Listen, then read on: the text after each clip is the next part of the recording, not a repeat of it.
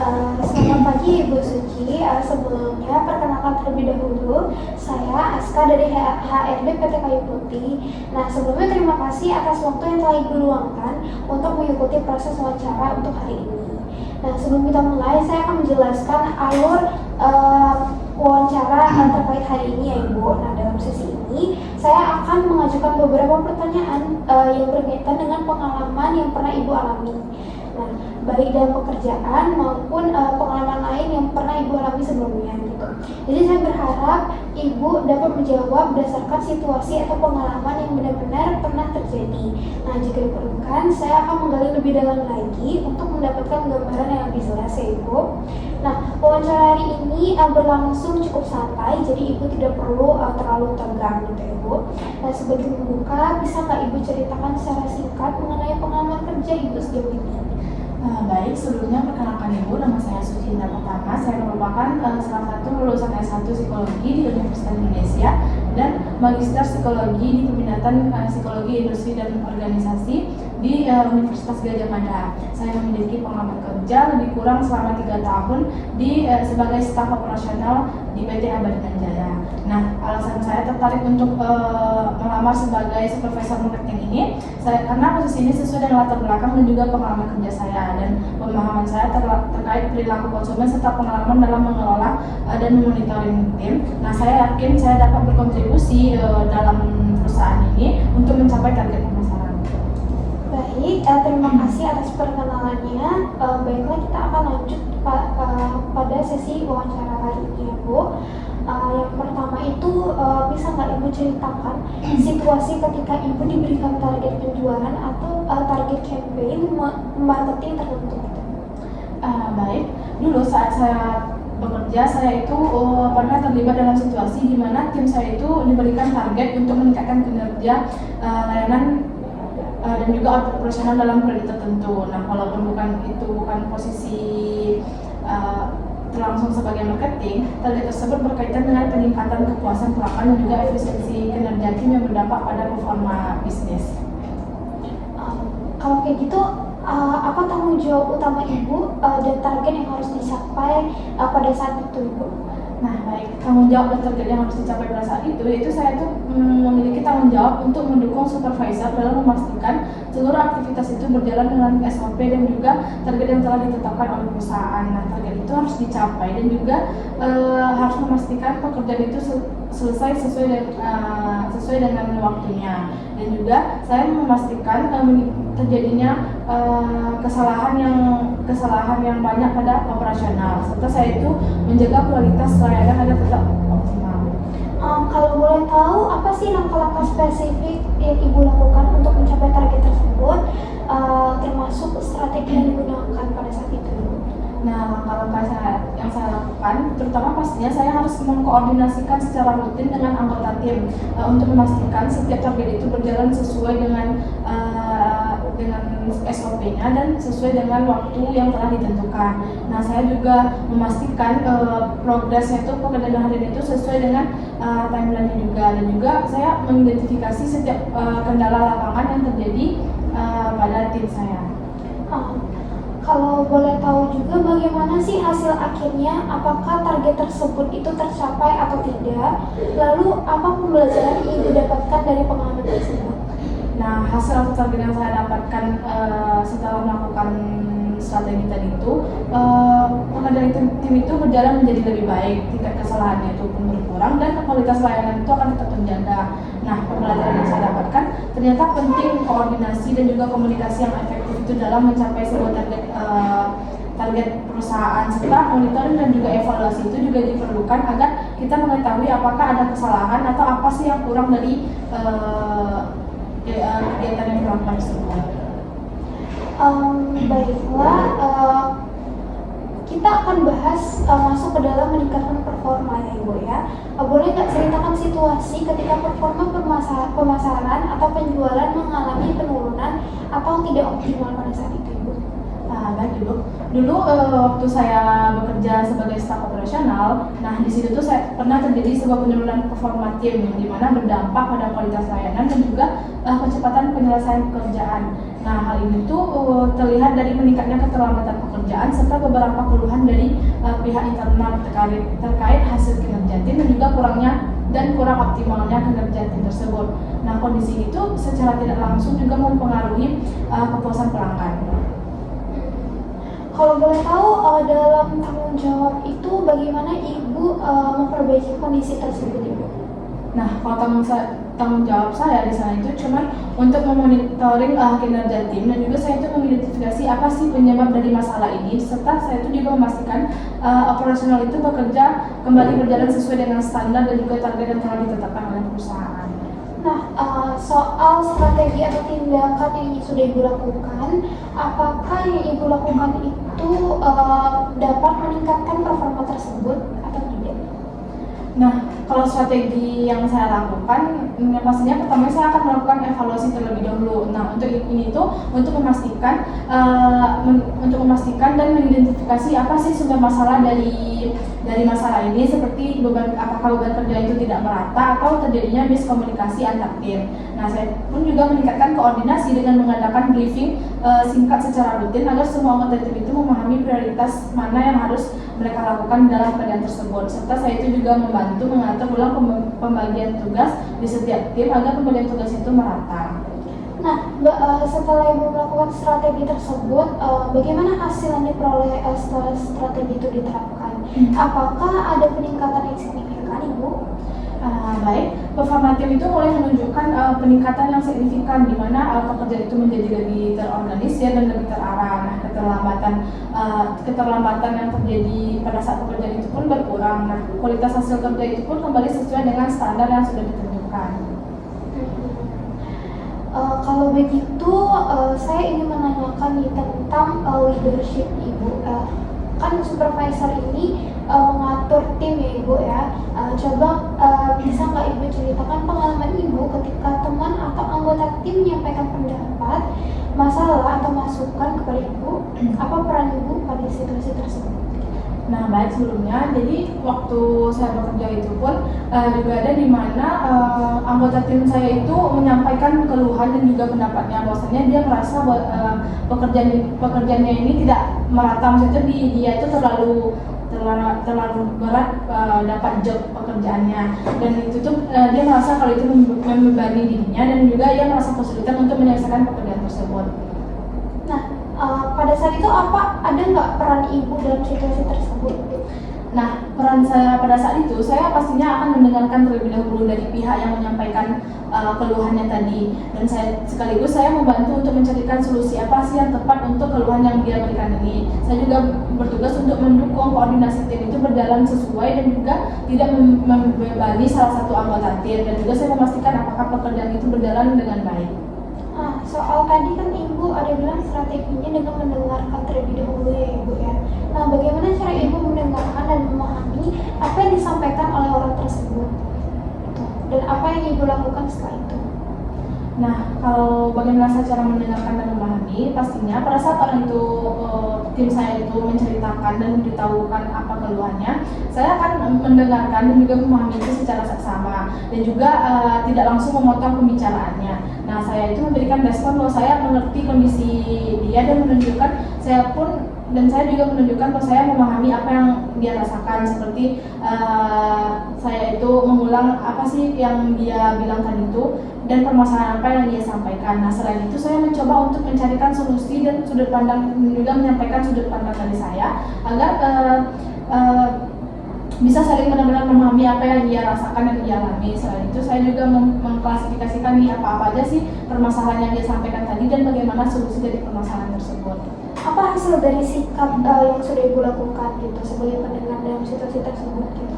Nah, setelah itu saya melihat bahwa itu menjadi lebih terbuka dan tidak takut untuk menyampaikan keluh kesahnya, dan juga dia itu menjadi lebih tenang dan juga kami itu berdiskusi itu lebih terbuka, jadi kami bisa menemukan solusi dari permasalahan yang dihadapi sama tim saya tadi. Soal sudah mendengarkan ya Ibu, pastinya ada tentang gimana Ibu sadar perasaan orang lain gitu Ibu. Boleh nggak berceritakan pengalaman Ibu ketika menyadari bahwa ada teman atau anggota tim sedang mengalami kesulitan atau perasaan tersebut Ibu? Nah, itu pernah waktu itu saya pernah menyadari bahwasanya ada salah satu anggota tim saya itu dia tuh terlihat kurang fokus dan kurang fokus dan juga dia tuh kurang performa kerjanya pada saat itu. Nah, dan kinerja yang pun menurun dan saya sering melihat dia tuh terlambat menyelesaikan tugasnya atau kadang terlambat pergi ke kantor.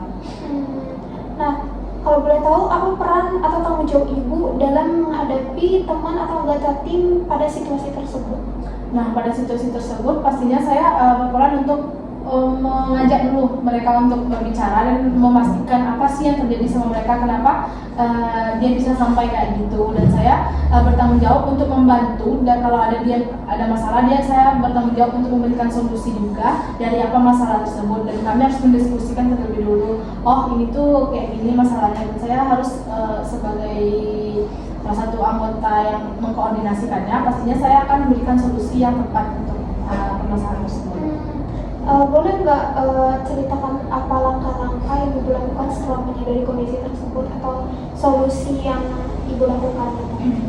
Yang pertamanya pastinya saya itu akan mencoba untuk mendekati secara personal terlebih dahulu tim tersebut, dan saya menanyakan bagaimana kondisinya secara santai, dan saya itu tidak mungkin kayak terkesan langsung to point itu. Saya harus menanyakan kondisinya terlebih dahulu tanpa saya itu akan menghakimi apa yang mungkin karena performa pekerjaan yang menurun atau bagaimana. Nah, kemudian saya akan mendengarkan, dan saya akan mendengarkan sebagai orang yang memahami kondisinya tersebut. Dan setelah itu saya akan membantu mencarikan solusi yang sederhana, seperti membantu mengatur prioritas pekerjaan dia itu. Jadi kayak saya akan lebih menunjukkan prioritas pekerjaan itu seperti ini. Jadi saya akan membantu mengarahkan dia mana prioritas yang harus dia dahulukan terlebih dahulu. Lalu setelah Ibu melakukan langkah-langkah tersebut, bagaimana hasil dari tindakan Ibu tersebut? Dan situasi apa yang terjadi pada saat itu?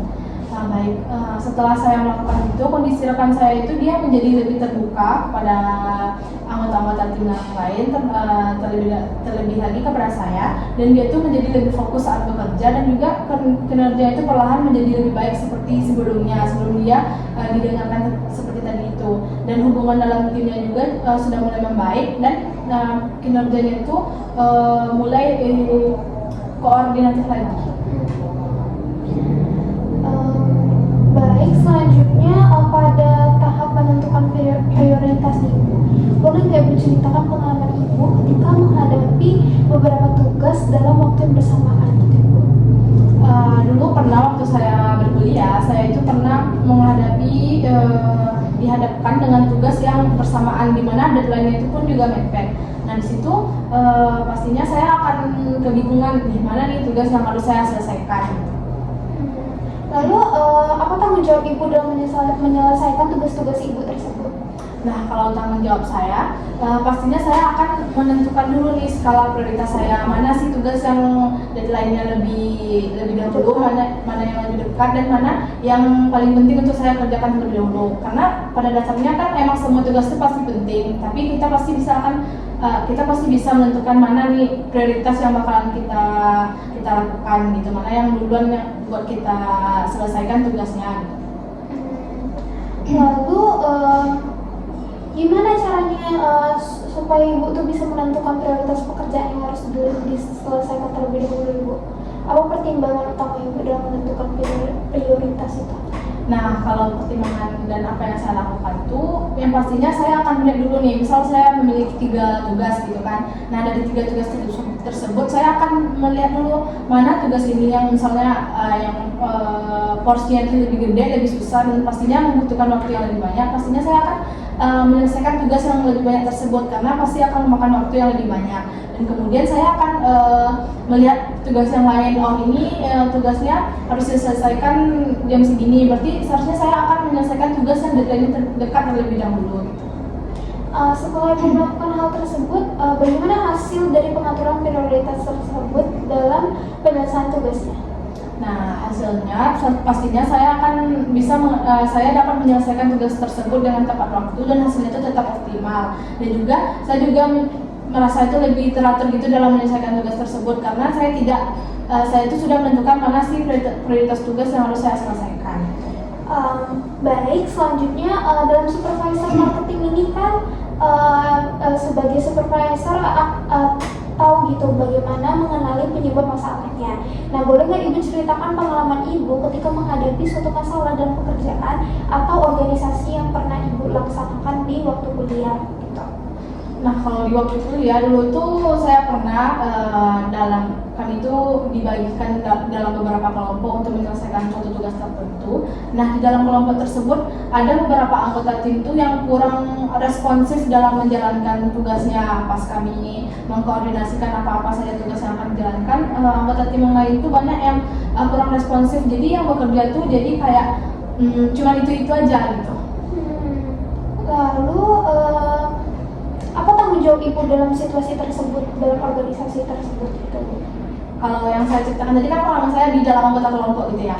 Nah, kalau peran saya, pastinya saya di dalam kelompok itu saya lebih ke membantu gitu, membagi pembagian tugas-tugas apa saja. Jadi setiap orang di anggota kelompok itu dia bisa lebih mengetahui apa aja tanggung jawab dan tugas-tugas dia. Jadi dia bisa menyelesaikan tanggung jawab dan tugas dia sendiri tanpa kita kayak harus saling menunggu. Kalau ini menunggu ini yang ngerjain, karena pas tugas itu nggak bakalan selesai. Jadi saya bertanggung jawab untuk membantu membagi tugas-tugas di setiap anggota kelompok tersebut.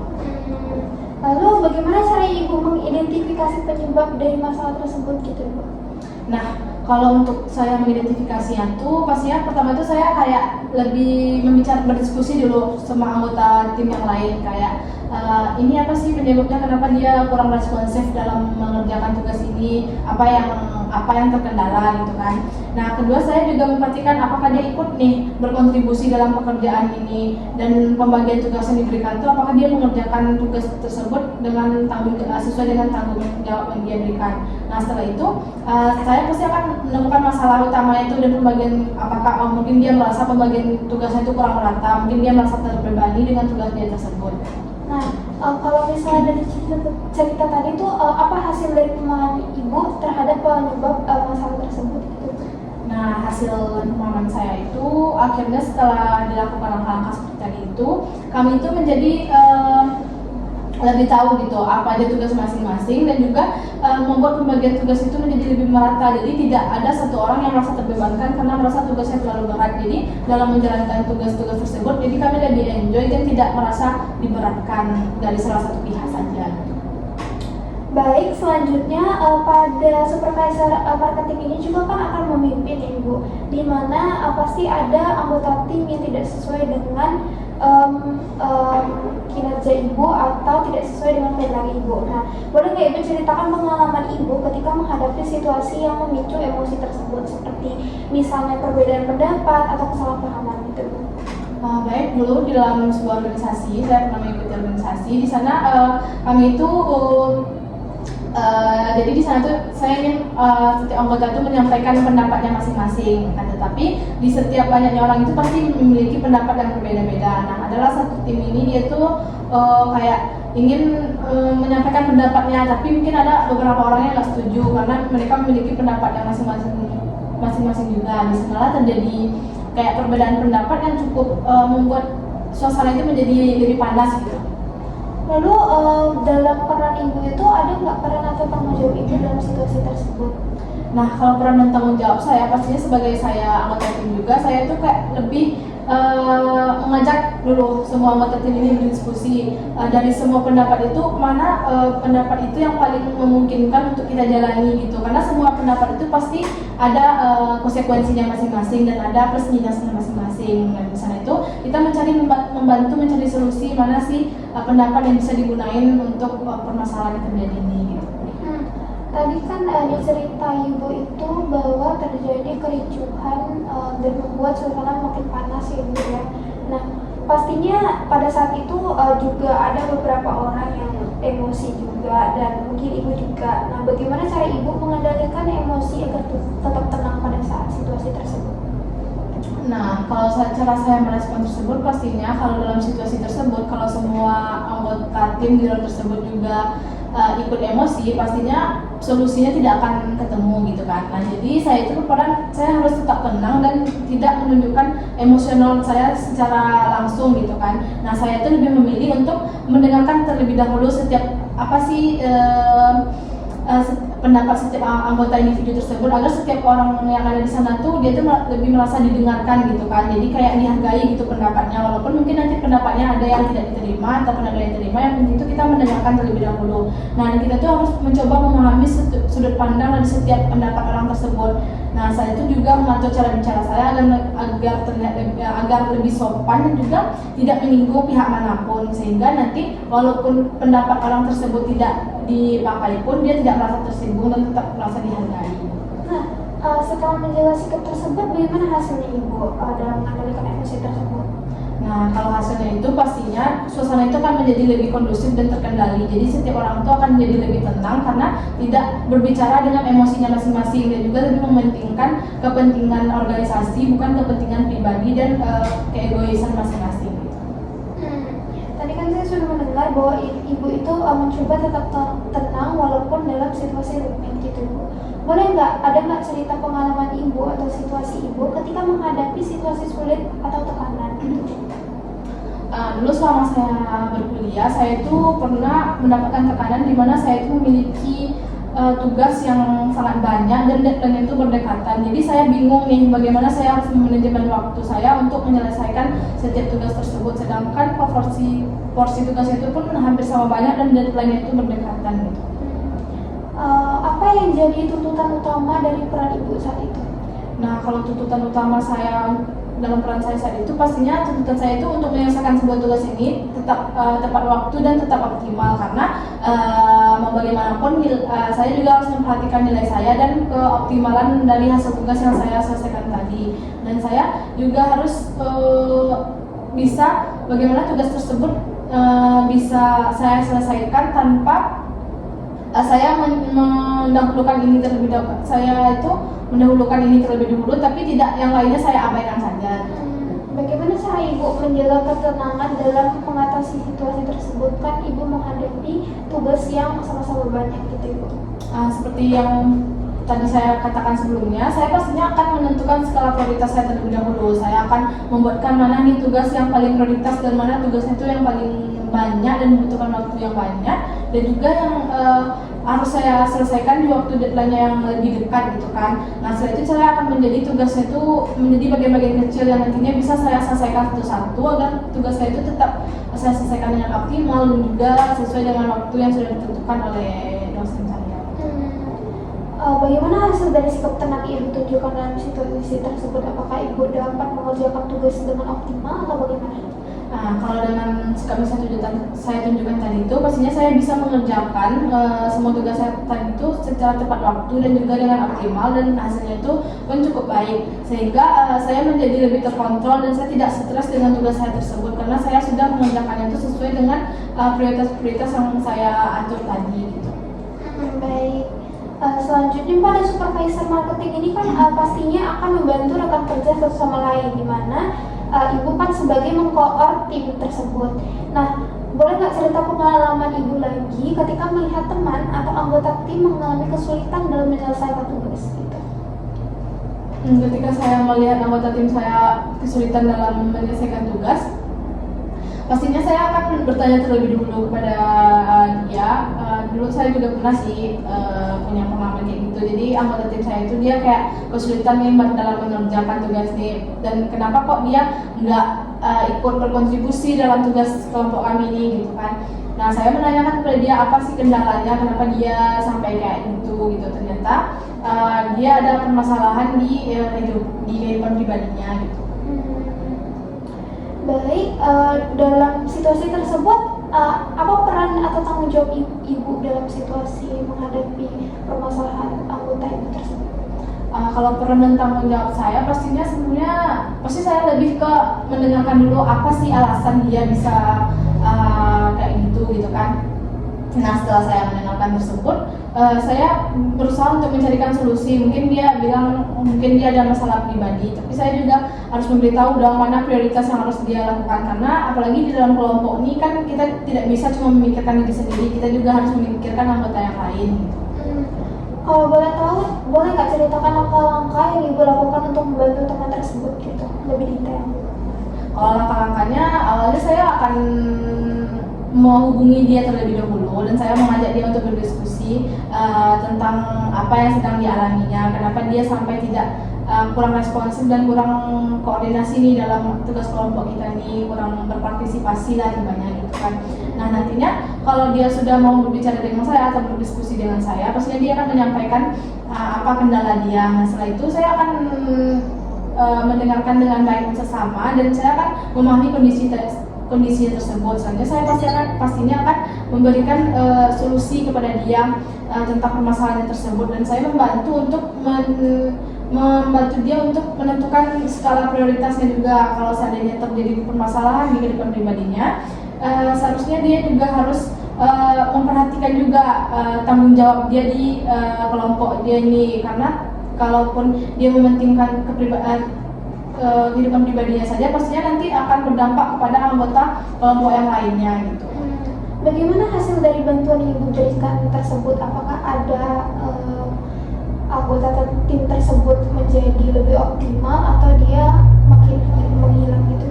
Nah, setelah saya lakukan itu, dia tuh menjadi lebih responsif di grup, dan mungkin dia lebih menyadari gitu, oh iya, dia nggak bisa memikirkan kehidupan dia aja, dia juga harus memikirkan orang lain, dan dia pun lebih terbuka di grup. Pas dia kurang responsif, dia memberikan alasan, oh aku tuh lagi kayak gini, jadinya kami pun nggak kebingungan mencari dia ini kemana gitu, jadi tidak ada kesalahpahaman yang terjadi di dalam anggota kelompok tersebut gitu.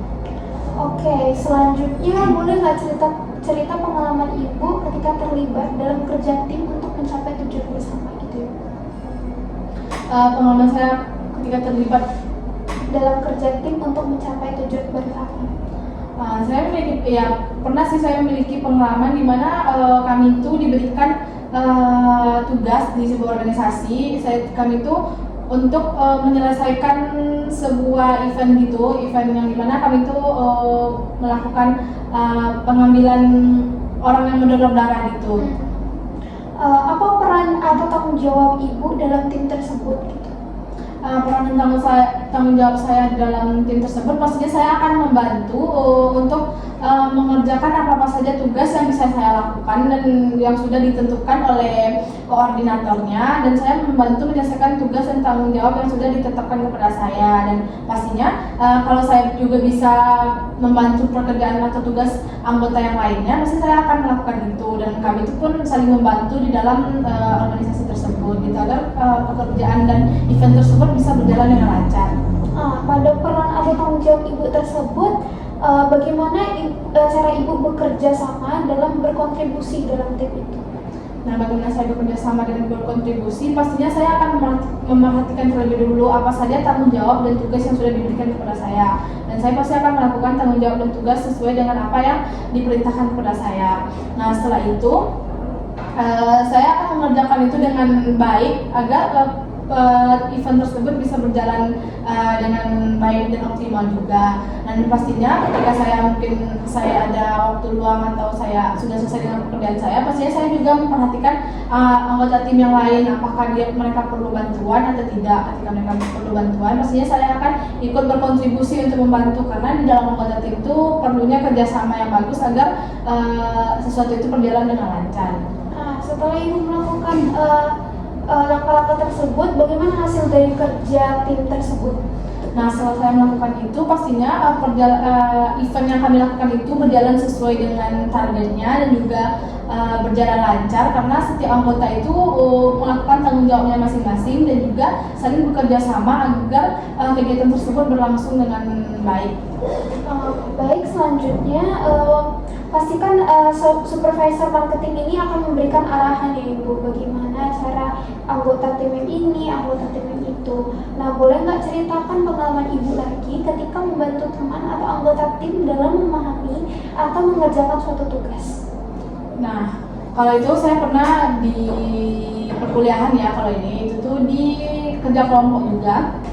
Ada satu anggota kelompok itu dia tuh kurang memahami apa sih tugas sebenarnya yang dikasih sama dosen dia, sampai dia itu kebingungan sendiri waktu dia mengerjakan, ternyata dia salah mengerjakan karena dia kurang memahami gitu kan. Nah di sana saya membantu untuk memberitahu dia oh tugasnya itu kayak gini dan memberi dia pemahaman agar dia lebih memahami tugas yang diberikan tersebut.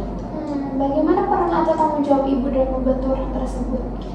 Kalau peran tanggung jawab saya waktu itu saya kan agak bingung gitu, kok dia ngerjainnya kayak gini gitu, sedangkan ini tugas kelompok kan, nggak mungkin kita cuma memperhatikan apa yang tugas kita aja gitu, sedangkan yang dikerjakan sama anggota yang lain itu pasti nanti bakalan berpengaruh juga sama nilai kita dan juga hasil dari tugas tersebut itu kalau ada salah satu anggota yang tidak paham. Nah saya menanyakanlah kepada salah satu anggota kelompok tersebut, ini kenapa kayak gini gitu kan, dan ternyata dia tuh kurang paham, cuman dia tuh takut untuk menanyakan gitu dan untuk menanyakan kepada anggota kelompok yang lain. Nah di sana tuh saya berperan untuk memberitahunya dan memberi pemahaman, oh tugasnya itu kayak gini, kamu tuh mengerjakannya tuh tahapannya itu kayak gini, jadi dia lebih mengerti alur-alur dia untuk mengerjakannya itu, jadi dia lebih paham yang mana yang harus dia kerjakan dan bagaimana cara mengerjakannya gitu. Boleh nggak bagaimana cara ibu memberikan arahan atau contoh agar orang tersebut tuh dapat memahami tugasnya gitu? Kalau bagaimana saya memberikan arahan atau contoh tuh saya lebih ke memperlihatkan sih, misalkan saya udah mengerjakan yang bagian saya gitu kan, saya perlihatkan, nah contohnya itu kayak gini, saya tuh bikinnya kayak gini. Pertama tuh mungkin kita lihat dulu dari bukunya, dan gini teori-teorinya, jadinya yang awalnya dia nggak paham tuh dia lebih mengerti karena dia udah tahu oh ini tuh dari buku ini referensinya, jadinya dia lebih memahami gitu. Lalu bagaimana hasilnya dari arahan atau bantuan yang ibu berikan kepada teman ibu? Nah kalau hasilnya tuh pastinya dia lebih memahami gitu kan apa sih tugas dan tugas-tugas dia tadi tersebut, dan dia tuh lebih benar gitu ngerjainnya, nggak asalan lagi dia ngerjainnya tuh, dan apa yang dia kerjakan tuh menjadi lebih baik gitu, lebih optimal gitu. Baiklah, selanjutnya kita akan masuk pada sesi terakhir di mana supervisor marketing ini akan merencanakan program pengembangan ibu ya pastinya, dan ibu menjadi koordinator pada anggota-anggota tim seperti itu ya. Jadi boleh nggak ceritakan dalam pengalaman ibu itu pernahkah menemukan keterampilan yang masih perlu dikembangkan gitu ibu? Pernah waktu saya kerja dulu tuh, saya kan menjadi koordinatornya juga tuh kan di dalam sebuah tim tersebut, di mana ada salah satu anggota tim ini dia tuh kurang berkompeten gitu dalam satu tugas gitu kan. Nah di sana tuh kayak kurang optimal lah pekerjaan yang dia lakukan gitu.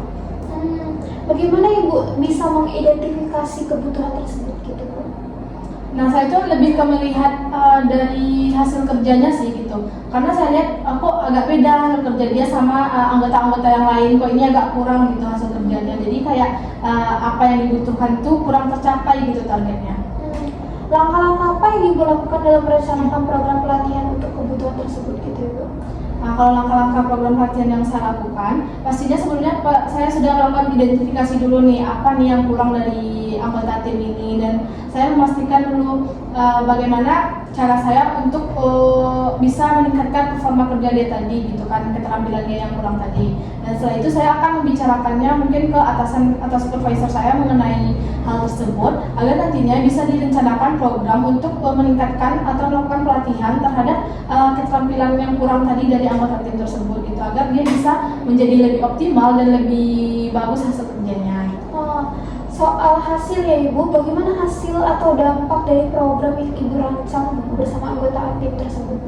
Nah setelah program tersebut dirancang dan dilaksanakan, anggota tim tersebut menjadi lebih bagus nih keterampilan dia yang kurang tadi itu, dan kinerja dia pun menjadi lebih baik dan optimal, dan juga dia lebih bisa mencapai target-target yang sudah ditentukan oleh perusahaan.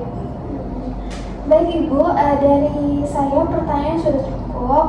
Terima kasih atas waktu dan keterbukaan ibu dalam menjawab seluruh pertanyaan selama proses wawancara ini.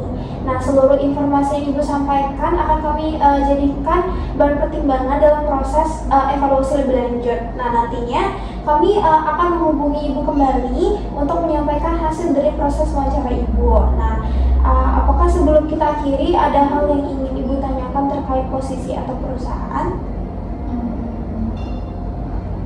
Tidak ada. Baik, jika tidak ada lagi, sekali lagi kami ucapkan terima kasih atas partisipasi Ibu.